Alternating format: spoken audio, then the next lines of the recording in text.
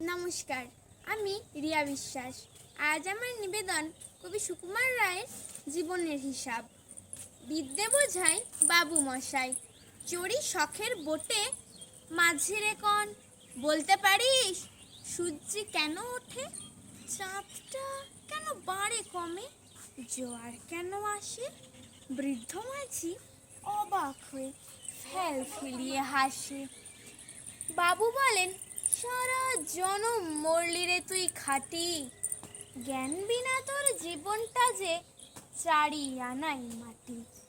খানিক বাদে কহেন বাবু, বলতো দেখি ভেবে, নদীর ধারা কেমনে আসে, পাহাড় হতে নেবে।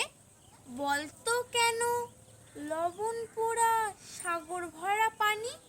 বৃদ্ধ সে কয়, আরে মশাই অত কি আর জানি। বাবু বলেন, এই বয়সেও জানিস নে তা কি, জীবনটা তোর নেহাত খেলো অষ্ট আনাই ফাঁকি।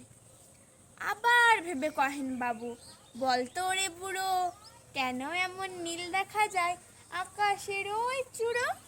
বলতো দেখি সূর্য চাঁদে গ্রহণ লাগে কেন। বৃদ্ধ বলে, আমায় কেন লজ্জা দিয়েছেন হেন। বাবু বলেন, বলবো কি আর বলবো তোরে কিতা, তোর দেখছি জীবন খানা 12 আনায় বৃথা।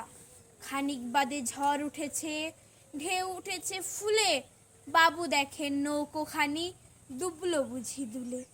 মাঝিরে কন, এ কি আপদ, ওরে ও ভাই মাঝি, ডুবলো নাকি নৌকো এবার, মরবো নাকি আজি। মাঝি শুধায়, সাঁতার জানো, মাথা নাড়েন বাবু।